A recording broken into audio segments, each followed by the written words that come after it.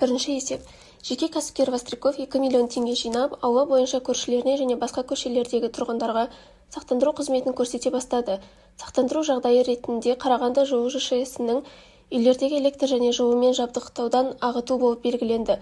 Восстриковтың мұндай қызметі туралы білген Қарағанды облыстық әділет департаменті кәсіпкердің әрекеттерін заңсыз деп тану туралы арызымен сотқа жолданды.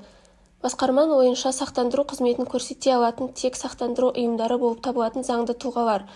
Востриков сотта талап арызға қарсылық білдірді. Оның айтуынша, Қазақстан Республикасында жеке кәсіпкер кез келген коммерциялық қызметпен айналыса алады және ол өзінің материалдық жағдайын ескере отырып, өте аз адаммен шарт жасасты. Екінші есеп.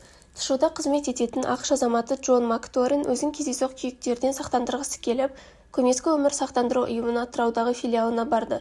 Сақтандыру ұйымында жаңа клиенттің ұсынысымен қуана келісті де, оған жұмыс орнынан құжаттар мен жеке куәлік не паспортты әкелуді сұрады. Бірақ бір аптадан кейін Джон Макторин барлық құжатты өткізсе де өзіне сақтандыру қызметі көрсетілмейтінін білді. Көмескі өмір сақтандыру ұйымының айтуынша, бұл азамат өз елінде де дәл осы жағдайларда сақтандырылған. Ендеше сақтандыру жағдайы туған кезде клиент негізсіз байып кетеді. Яғни бір сақтандыру жағдайы үшін ол Қазақстанда да, ақш-та да төлемақы алады. Сұрақ. Бірінші сұрақ. Істі қалай шешуге болады? Екінші сұрақ. Шетел азаматы бір сақтандыру жағдайы бойынша өз елінде де, біздің елде де сақтандырыла алады ма? Үшінші есеп. Азамат Жүкенов өзіне тиесілі Audi 100 автомобилін бір мезгілде екі сақтандырушыда сақтандырып қойды. Біреуінде машинаны ұрлап кетуден, екіншісінде автокөлік апатынан.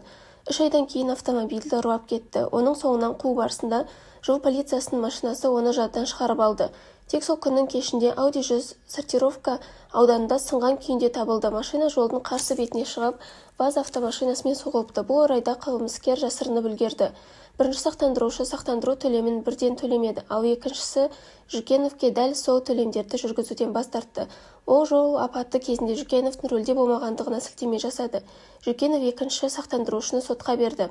Сұрақ. Жүкенов екінші сақтандырушыдан сақтандыру төлемін алады ма?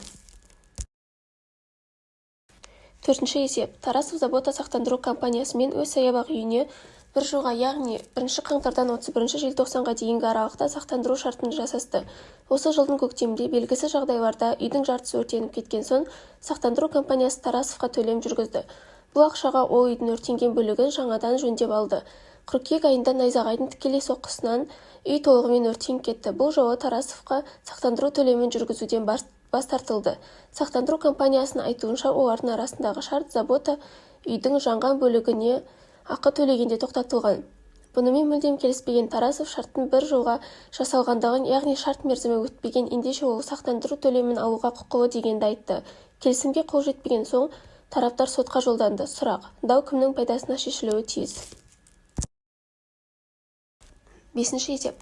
Алтынбаев өзінің машинасын Альянс сақтандыру ұйымында авариядан 3 жылға сақтандырып қойды. Бұл орайда тараптар шарттың тек сақтандыру ұйымының филиалдары бар облыстарда ғана қолданылады деп белгіледі. Соған сәйкес компания филиалдары болмағандықтан Маңғыстау, Атырау облыстары аталмыш шартпен қамтылмайды. Жарты жылдан кейін Алтынбаев жүрек ауруынан қайтыс болды. Автомашина ұлы Байгереевке өтті. Кейіннен ол Орал қаласында шаруамен жүргенде жол көлік апатына ұшырады. Байгереевтің қимылына кінә болған жоқ. Сол себепті ол келісілген сақтандыру төлемін алу үшін Альянсқа барды. Компания шарт ережелеріне сілтеме жасай отырып сақтандыру төлемін жүргізуден бас тартты. Ал Байгереевтің ойынша, Қазақстан Республикасында жасалатын барлық шарттар оның барлық аумағында қолданылады және сақтандыру ұйымы шарт жасасу барысында оның қарт әкесін шатастырған. Дауды шешіңіз.